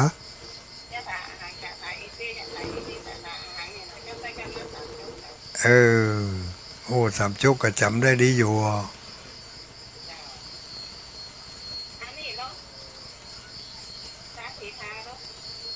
ตาสีพาก็อันนี้ก็บัจำกัดจำนวนครั้งตาสีพา นาหลวงมาถอนนี่5 จบเพราะมันเป็นพระเจ้า5 พระองค์ตาสีผ้านี่เอาไปเลยหันมาหยังก็ตาสีผ้าต้องสะดุดก็ตาสีผ้าเนี่ยสาธุแม่อุ้ยอารีพันธ์วันนั้นว่าจะไปทำบุญที่วัดบรรพตสถิตได้ไปสักกามาวะญาติตายลูก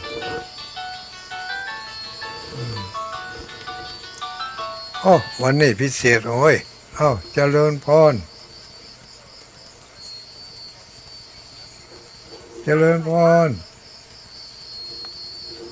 ไผเอ่ยเฮ้ยยังโอ้ย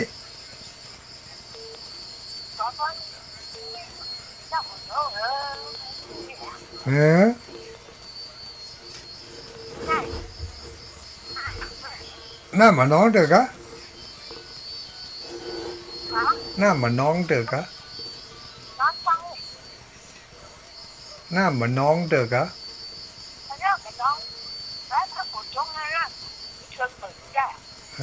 เดี๋ยวนี้มันนักเลยเนาะ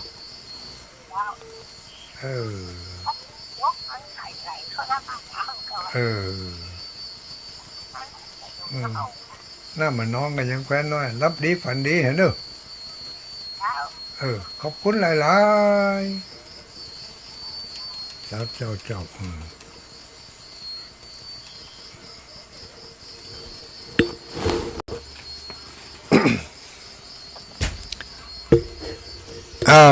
ป้าอุ้ยแม่อุ้ยเขาทั้งหลายต่อไปนี้จะได้เชิญชวนบอกกล่าวเล่าขานให้กันฟังถึงกิจกรรมงานที่จะมีไปทางหน้าเนาะถ้ามาบอกมาเอิญให้ฟังก็จะมาเป็นที่หู้มาเป็นที่เข้าใจก็มาเอิญมาบอกให้การฟังเพื่อจะได้รับหู้รับทราบเมื่อหู้แล้วก็จะได้เก็บเนื้อเก็บตัวกันไม่อุ้ยได้ยินเสียงวีดก่อนนี่ดูลงฟังเหมือนก็จะมีเสียงวีดมันรำคาญกว่าเสียงวีดนี่ตอบบ่ได้แล้วเนอะถ้าตอบทางไลน์นี่ได้อยู่ปิดวิทยุไปละถ้าบ่ปิดมันมาติ๊กๆอ่ะเนาะมาติ๊กแล้วก็จะยากการมันขาดเป็นบ้างเป็นตอนไปแล้วก็คนฟังก็ถ้าจับต้นจนปลายบ่ถูกก็จะเอาไปกระเดียดไปในทางที่ผิดพลาดจะเกิดความเสียหายขึ้นกับผู้ฟังทั้งหลายเพราะจะอ่านก็ต้องจำเป็นต้องปิดเพราะมันเปิดมันเจาะหัวมาให้แล้วถ้าบ่ได้ฮับตั้งแต่แรกมันก็เป็นอย่างอันนี้มันได้ฮับพอฮับข้างที่1ที่2ที่3มันก็ติดตามมาคนหนึ่งก็ใครโทรคนหนึ่งก็ใครโทรบางพ่องก็ใครโทรมาถามเรื่องความเข้าอกเข้าใจเรื่องคาถาที่ฮือไปนั่นเป็นส่วนมากจะเป็นพุทธคุณเป็นพุทธคุณพ่องเป็นคาถาที่จังที่เปิ่งพ่องอย่างพุทโธเมนาโถเนี่ยธัมโมเมนาโถสังโฆเมนาโถเนี่ยอันนี้ก็เป็นคาถาธรรมคาถาเป็นที่จังที่เปิ่งเป็นที่เปิ่งที่อิงเป็นที่ระลึกคิดถึง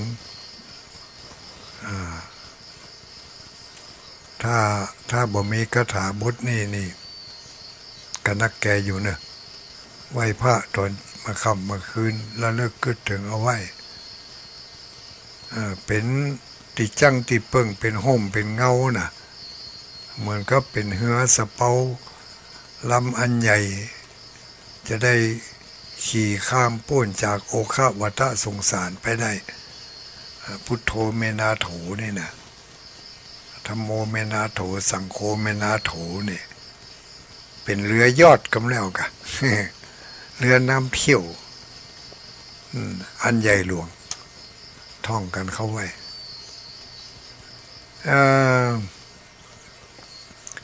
ตะกี้จะถามว่า ตัวลงฟังมาเดี๋ยวนี้เหมือนกับว่ามันเสียงมันวีดอ่ะมันจะวีดกว่าจะเนาะก็แจ้งมากับเนอะท้องหน่อยไม่ออกท้องหน่อยอำเภอเมืองแป่จังหวัดเมืองแป่เนาะปะอ้วยไม่อ้วยหมู่เครือข่ายของเขาทั้งหลายที่ฟังวิทยุอยู่บางพ่องก็ได้ยินได้ฟังแล้วจนเข้าอกเข้าใจบางพ่องก็ยังบ่ได้ยินได้ฟังกำลังมาฟังเมื่อคืนนี้ก็จะขอประชาสัมพันธ์ไปเลยเนอะพร้อมกับนั่งก่อพระนักจัดรายการแต่ละรูปแต่ละตนเพิ่นก็จะได้ประชาสัมพันธ์เอิ้นบอกให้หมู่เฮาทั้งหลายได้ยินได้ฟังเกี่ยวกับกิจกรรมของกลุ่มคลื่นสีขาวเพื่อชาวประชาในเมื่อเฮารวมกลุ่มรวมก้อนกันแล้วก็ต้องหาวิธีที่จะได้พบได้ปะกันเพื่อเน้นย้ำความเข้าใจเพื่อแลกเปลี่ยนทัศนคติเพื่อแลกเปลี่ยนภูมิปัญญาของแต่ละคนที่ได้ยินได้ฟังจากทางสถานีวิทยุหมอนั่นได้ฟังอย่างนั้นหมอนี่ได้ฟังอย่างนี้หมอนี่มีความเข้าใจอย่างอันหมอนั่นมีความเข้าใจอย่างอีกจะได้เอาไปแลกเปลี่ยนกันปีหนึ่งแม้เอามีกำหนดได้พบได้ปะกัน3 ครั้งใหญ่ๆจะว่าเป็นงานประจำปีของเขาก็ได้งานประเพณีอันนั้นก็คือขั้นที่1ก็คือการรอเทียนพรรษาประจำปีนี่คือกิจกรรมของกลุ่มคลื่นสีขาวเพื่อชาวประชาจะได้เป็นผู้ที่จักจุงนำบุญเป็นสะพานบุญให้คนที่ใกล้ๆเขาได้ไปร่วมบุญตัวก็คือมีการจักจุงจักจวนแจ้งข่าวบอกกล่าวให้กันคนที่คิมที่ใกล้ได้ยินได้ฟังว่าวันที่นั้นวันที่นี้เป็นจะมีการหล่อเทียนประจำพรรษาหรือว่าหล่อเทียนพรรษาประจำปีของนักศีลนักบุญผู้มีบุญทั้งหลายเป็นงานประจำปีคืองานหล่อเทียนพรรษางานที่2ก็คืองานตาลเทียนพรรษาเมื่อรอแล้วก็มีการตาลเอาไปตาลอันนี้ก็เป็นการร่วมกลุ่มกันระหว่างขึ้นสีขาวเพื่อชาวประชาแล้วก็จะได้เป็นผู้นำพาผู้ที่ใกล้ชิดสนิทสนมเป็นเพื่อนกัลยาณมิตรไปร่วมทำบุญด้วยกันก็คือไปทำบุญตาลเทียนพรรษานี่เป็นงานประจำปีงานประเพณีของเรา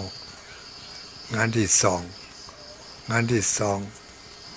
หล่อเทียนตาลเทียนพรรษางานกิจกรรมอันที่3ของกลุ่มเราก็คือกิจกรรมดำหัวคารวะดำหัวครูบาอาจารย์ทั้งที่เป็นพระเผยแผ่และไม่ใช่พระเผยแผ่ทางสถานีวิทยุ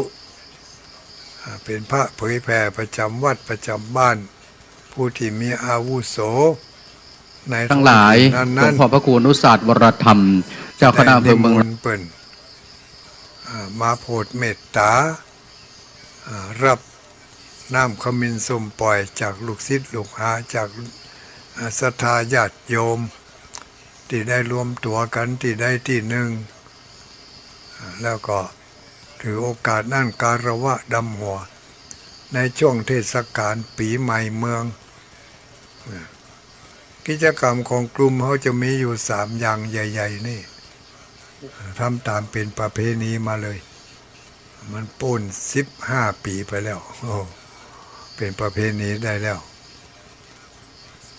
1ประเพณีหล่อเทียนพรรษา2ประเพณีตานเทียนพรรษา3ประเพณีการคารวะดำหัวครูบาอาจารย์ผู้เฒ่าผู้แก่ปีนี้กิจกรรมคารวะดำหัวได้ของดไปแห่กรรมก่อนของดขอย่างไปแห่กรรมเพื่อ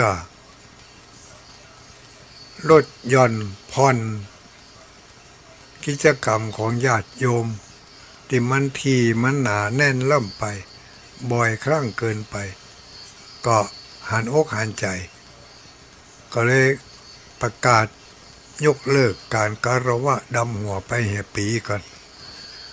ปีหน้าปีไหนก็ว่ากันใหม่ถ้าเหตุการณ์มันสงบอยู่ในภาวะปกติก็ทำตามปกติแต่ถ้าจะงดเหตุเสี่ยงเหตุซ้ำกิจกรรมของกลุ่มเขาก็จะบ่เหลืออะไรอย่างก็ยังเหลือไว้อยู่2อย่างจะขอทำต่อไปในเมื่อเขาปล่อยเวลาให้มันว่างไปตั้งแต่เดือนเมษาพฤษภาพอถึงเดือนมิถุนาปลายเดือนปีนี้เอาปลายเดือนมิถุนากิจกรรมรอเทียนพรรษาก็จะเริ่มต้นตะวานี่ได้ไปร่วมประชุมปรึกษาหารือกันแล้วเป็นที่ตกลงปลงใจกำหนดวันที่จะรอเทียนพรรษาของกลุ่มคลื่นสีขาวของเราโดยจะขอกำหนดเอาในวันที่21เดือนมิถุนายนขึ้นกี่ค่ำแรมกี่ค่ำลืมไปละกำหนดเอาวันที่21เดือนมิถุนายนเนาะเป็นวันรอเทียนพรรษาเป็นวันรอเทียนพรรษาวันที่21มิถุนาเดี๋ยวจะขออนุญาตพอค่ำมาหนึ่งครับ21นี่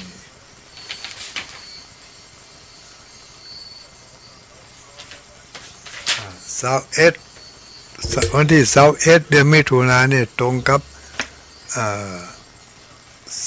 11ค่ำเดือน9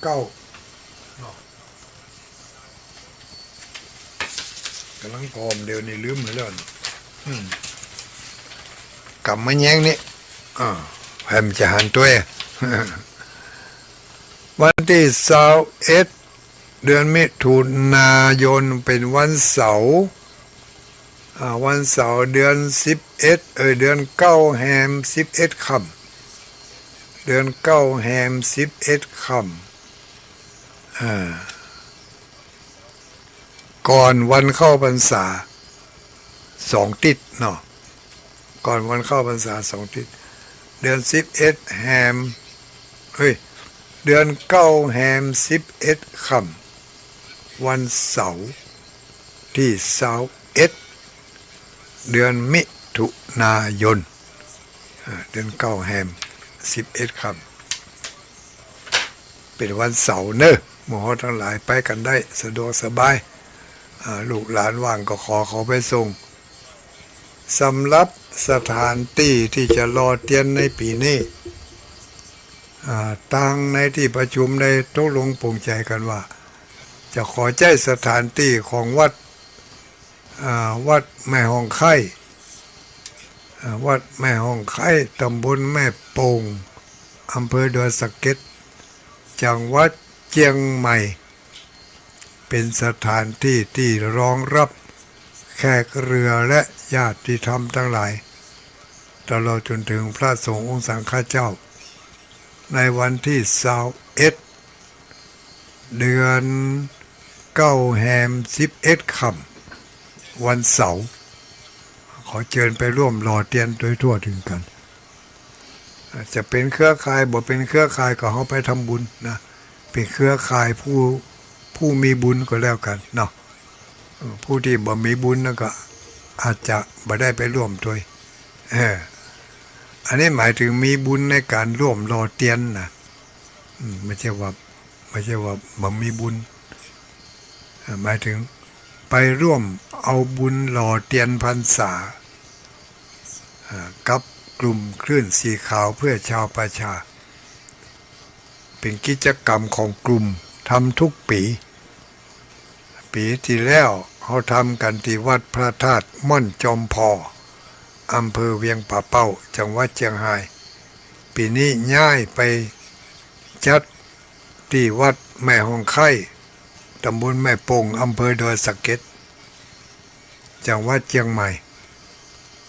พี่น้องอำเภอดอยสะเก็ดฟังอยู่ก้าเนาะก็ว่าปิดไปแล้วบ่ฮู้ว่าเนอะถ้าจะบ่ปิดเด้อตะกี้ได้ยินแม่วิพรโทรมาอยู่นี่นอกจากว่ารับให้อันนั้นบ่ฮู้กับอันนั้นนะรับละสถานีพี่น้องดอยสะเก็ดเตรียมตัวเป็นเจ้าภาพเนอะปีนี้ไปร่วมกันแสดงศักยภาพเอาลงทมลงทานเกียมตัวกันแต่เนิ่นเนอะใครจะทำกับข้าวกับปลาอย่างใดไปร่วมกันก็ขอเชิญได้เอาให้มันเป็นกับข้าวกับปลาเนอะน้ำส้มน้ำหวานนั่นก็ลดลงพ่องของหวานลดลงพ่องกินหวานนักแต้มได้นาดีเอาของหวานไปมอมทุเจ้าไปมอมกันจะทำให้โรคเบาหวานกำเริบหนักขึ้นเอาเป็นกับข้าวไปเปาะไปหอมกันให้มันมีได้กินจังยังอิ่มหมีพี่มันไปเลยเนาะจะได้บาขาดตุกบกพร่องเรื่องเข้าป่าอาหารวันที่21ก็เกียมตัว 2-3 บ้านเปาะกันสักหม้อหนึ่งก็ยังดีมีศักยภาพทำเองหม้อหนึ่งเลยก็สำเร็จแล้วแต่สะดวกของไปของมันหรือว่าบ่มีเวลาที่จะไปจัดทำกับข้าวกับปลาทำของหวานบ่มีโอกาส ที่จะไปทำได้เพราะบ่มีเวลาทำก็ยังบ่มีเวลาไปอำนวยความสะดวกบริการให้แถมต่างหากแต่ว่าอยากจะทำได้ยินเปิ่นบอกเปิ่นเอิ้นก็อยากให้ทำก็ยังมีแถมช่องทางหนึ่งนะที่จะทำได้ช่องทางนั้นก็คือรับเป็นเจ้าภาพถวายภัตตาหารเป็นเจ้าภาพโรงทานโต๊ะจีนนะท่านพระครูชลทานพิทักษ์เจ้าอาวาสของวัดแม่หงไข่กลัวว่าเข้าป่าอาหารจะบ่เพียงพอก็จึงเปิดโอกาสให้นักศีลนักบุญทั้งหลายได้ร่วมกันเป็นเจ้าภาพโต๊ะจีนเปิดสั่งโต๊ะจีนมาอยู่กี่โต๊ะนั่นสั่งโต๊ะจีนมาอยู่ทำบุญโต๊ะจีน30 โต๊ะญาติโยมทั้งหลายโต๊ะจีน30 โต๊ะเอาถวายพระสงฆ์องค์สังฆเจ้าถวายพระสงฆ์องค์สังฆเจ้าที่เหลือจะนั่งก็เจือดจานไปทางท่านผู้มีเกียรติทั้งหลายที่อยู่ใกล้กับทุกเจ้า อยู่ไกลน้ำตาแหละพุ่นไปเอากันลงทานพุ่นที่อยู่ใกล้ทุกเจ้าก็ไปขยมทุกเจ้าฉันเสร็จเรียบร้อยแล้วก็ลุยไล่เข้าเลยแต่นะ30 โต๊ะถ้าจะเป็นเจ้าภาพโต๊ะจีนนี่ก็โต๊ะละ 1,000 บาทเนอะ1,000 บาทเป็นเจ้าภาพได้1 โต๊ะแต่ถ้าว่าจะจัดเป็นข้าวน้ำโภชนะอาหารมาก็จะอยู่ประมาณงบประมาณก็ประมาณนั้น นับตั้งแต่พริกเกลือเหือดังเครื่องปรุงตลอดจนถึงวัตถุดิบที่เอามาทำเป็นอาหารนับถึงข้าวตัวเองนะมันก็จะอยู่ประมาณ 1,000 บาทนั่นแหละต่อ1ชุดต่อ1คนต่อ1โรงทานเนาะแต่ว่าอันนี้ถ้าจะเอาแบบสำเร็จรูปเลยเปิดจัดมาเรียบร้อยก็โต๊ะละ 1,000 บาทแจ้งความประสงค์จำนงได้เนอะที่ทำพระครูชลทานพิทักษ์หรือว่าจะแจ้งไปที่นักพระธรรมพระคุณเจ้านักจัดรายการก็ได้นะแจ้งความประสงค์มาทางเพศก็ได้แต่ทางเพศก็จะได้แจ้งบอกรายละเอียดถึงแถมกำหนึ่งเนาะแจ้งมาบ่ได้นะแต่บาฮับสตางค์นะแจ้งความเป็นเจ้าภาพมาแจ้งบอกมาทางนี้ถ้าบางเตือบักคุ้นบักเคยกับทำพระครูชลทานพิทักษ์เนาะ บักกล้าโทรไปหาเพิ่นก็โทรมาที่ตุลุงดอยนี่ก็ได้ถ้าอาจารย์มหาสมชาติก็ได้แต่พระครูอภิวัตรก็ได้ตุลุงยองก็ได้ไผ่ก็ได้ทั้งนั้นที่เพิ่นจัดรายการอยู่บอกว่าขอรับเป็นเจ้าภาพโต๊ะจีนเนอร์1โต๊ะ 1,000 บาทเนี่ยอันนี้รายการที่จะได้เป็นเจ้าภาพรายการที่2อย่างเตียนพรรษานี่เขาอยากจะเป็นเจ้าภาพสักเล่มสักต้นหนึ่งเพราะว่าการถวายเตียนพรรษานี่ใครเป็นเจ้าภาพโดดๆเลยต้นหนึ่งตุลุงได้ก็นี่นะได้ก็ก็ได้อยู่เพราะว่าวันที่เขาหล่อเตียนนั่นน่ะเขาจะได้นิมนต์พระสงฆ์องค์เจ้าบริเวณถลับคับใกล้นั่นได้ไปโปรดเมตตาหมู่เฮาทั้งหลายเขาจะถวายเตียนประจำปีถวายเตียนพรรษาประจำปีในชุดที่หล่อเตียนน่ะเขาถวาย15รูป15ตน15วัดนะ15วัดด้วยกันก็รับเป็นเจ้าภาพมาได้ เตียนพรรษาเนาะเล่มละเท่าไหร่เตียนพรรษาเล่มละ500 บาทเล่มละ500 บาทเจ้าภาพเตียนพรรษาเล่มละ500 บาท500 บาทในปูจาเอานะเขาจะเอาถวายวันนั้นอ่ะวันที่เขารอเตียนนั่นอ่ะไม่ใช่ก็รอเตียนมาได้ถวายเตียนตัวถวายเตียนตัวอันนี้30 เล่มเนอะ30 เล่มที่จะเอาให้ปูจาถวายในวันนั้น30 เล่มละ500 บาทนี่บ่เท่าแต่นั้นบ่เท่าแต่นั้นก็ยังจะมีการถวายพระสงฆ์องค์สังฆเจ้าที่เพิ่นเป็นปฏิฆหกมารับเทียนพรรษาในวันนั้นจำนวน15 วัดจำนวน15 วัดเขาได้นิมนต์เป็นนะ15 วัดเหมือนเขาที่วัดม่อนชมพรนิมนต์ปีแล้ว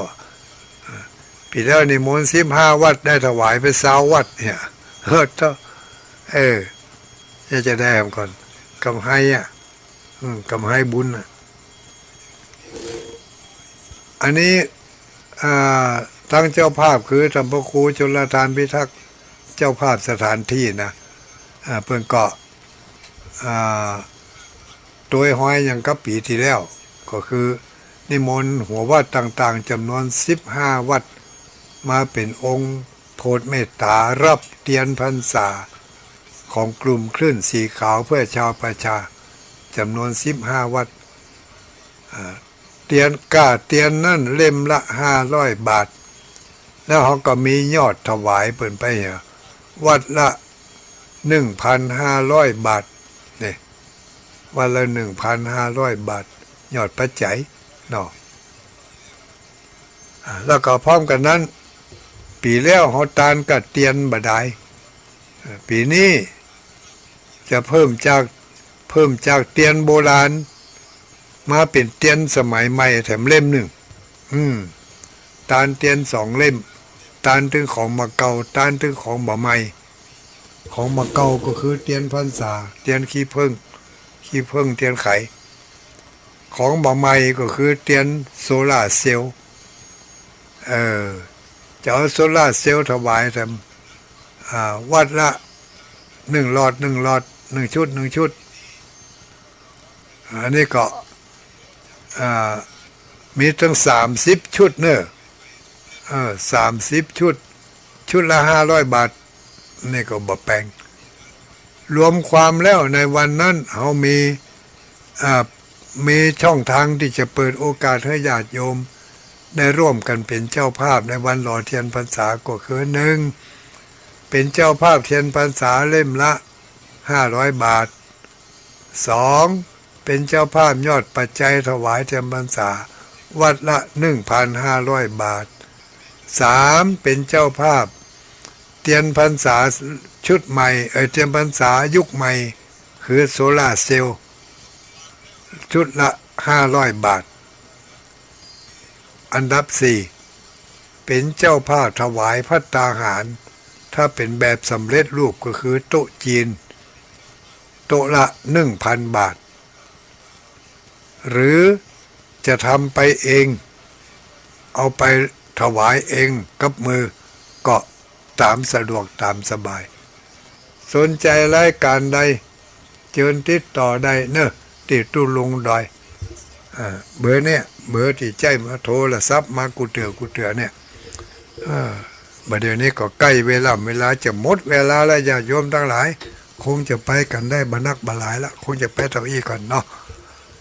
เอาไว้ฟังตนอื่นๆเพื่อจะได้ชี้แจงแนะนำบอกกันทำต่อๆไปเนอะพอตั้งแต่นี้ไปจนถึงวันที่21พุ่นน่ะ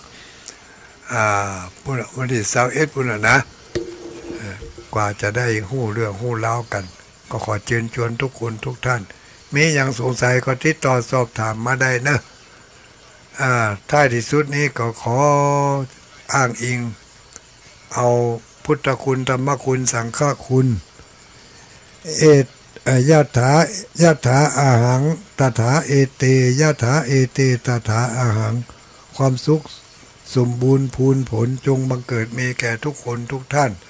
จัตตารโอธรรมาวัฏันติอายุวันโนสุขังปลัง